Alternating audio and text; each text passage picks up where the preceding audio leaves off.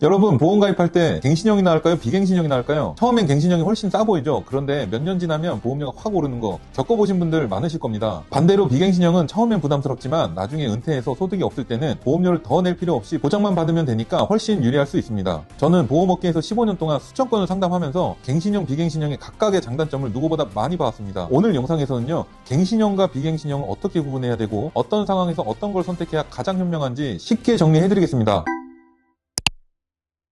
보험을 가입하실 때 보험료를 납입하는 방법은 갱신형과 비갱신형 중에 선택할 수 있습니다. 비갱신형은 말 그대로 처음 가입하실 때 보험료가 정해져서 납입이 끝날 때까지 금액 변동이 없습니다. 보통 20년 납 100세 만기, 30년 납 90세 만기처럼 끝에 세 만기로 끝나면 비갱신형 상품이라고 생각하시면 됩니다. 그리고 비갱신형 상품은 보험료가 상대적으로 낮은 젊을 때 미리 가입해 두시는 게 가장 유리합니다. 나중에 은퇴해서 소득이 없는데 보험료까지 내야 한다면 너무 버겁잖아요. 아픈 것만으로도 힘든데 말이죠. 저는 고객분 중에 젊은 분들에게 항상 비갱신형으로 준비하는 게 장기적으로 유리하다고 말씀드립니다. 그런데 보험 가입 시 내가 젊은 건지 아닌지 헷갈리실 수 있죠. 만약 본인 상황에 맞는 선택이 궁금하시다면 그냥 문자 한 통 남겨주세요. 제가 어떤 방식이 더 유리한지 친절하게 알려드리겠습니다. 보통 비갱신형 보험은 젊고 소득이 있을 때 미리 가입해 두는 게 가장 유리합니다. 은퇴해서 소득이 끊기거나 나이가 들어 치료비가 많이 드는 시기가 오면 보험료는 더 이상 내지 않고 보장만 받는 구조가 훨씬 편리하거든요. 생각해보세요. 아파서 치료받기도 힘든데 보험료까지 계속 내야 한다면 얼마나 부담되겠습니까? 그래서 20대에서 40대라면 보험 가입 시 비갱신형을 우선 고려하는 것이 좋습니다. 게다가 보험료 변동이 없으니 장기적인 지출 계획을 세우는데도 훨씬 안정적입니다.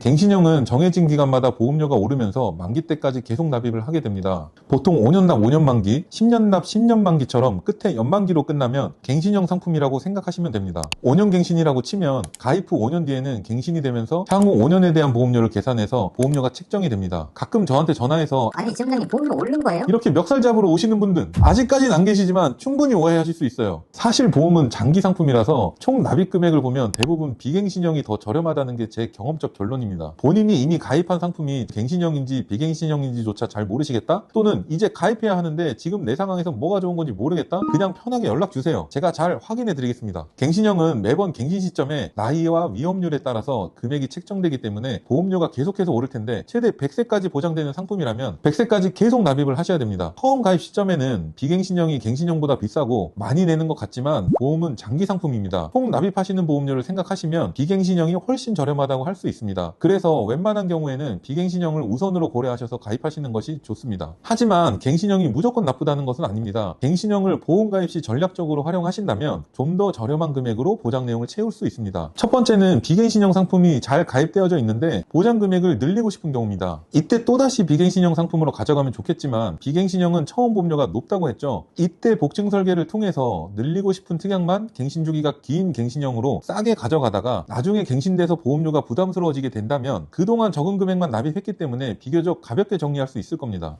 비갱신형으로는 큰 틀을 잡고 부족한 부분만 갱신형으로 채우는 거죠. 두 번째는 나이가 많은 경우입니다. 비갱신형으로 가입하게 되면 보험료가 너무 비쌀 겁니다. 이때는 저렴하게 갱신형으로 방향을 잡으시고 여러 상품을 비교해본 후에 갱신 주기가 긴 것을 선택하면 좋은 선택이 될 수 있습니다. 솔직히 60대 넘어서 보험료 몇십만 원씩 내는 건 너무 부담스럽습니다. 실제로 60대 이상에서는 10년, 20년 갱신형으로 짧게 가져가는 전략이 현실적입니다. 예를 들어 67세 가입자는 77세까지만 보장받는 구조로 설계하는 시기죠. 혹시 부모님이나 본인이 이 연령대라면 지금이라도 상담 받아보세요. 괜히 비싼 보험 들지 않으셔도 됩니다. 보험은요, 나중에 고치는 것보다 처음에 제대로 맞추는 게 훨씬 쉽고 훨씬 저렴합니다. 지금이라도 늦지 않았습니다. 이미 가입한 보험도 지금 상황에서 충분한 보장을 하고 있는지 정말 필요한 항목이 빠져있진 않은지 꼭 점검해 보셔야 합니다. 특히 갱신형과 비갱신형은 장단점이 뚜렷하기 때문에 내 나이와 상황에 맞게 잘 설계해야 합니다. 혹시라도 나는 갱신형이 맞을까 비갱신형이 맞을까 고민된다면 고정 댓글 링크를 통해서 저한테 연락 주세요. 보장은 더 두텁게 보험료는 더 효율적으로 꼭 필요한 부분만 재설계해 드리겠습니다. 그리고 많이 받는 질문 중 하나, 기존 보험을 해지해야 하나요?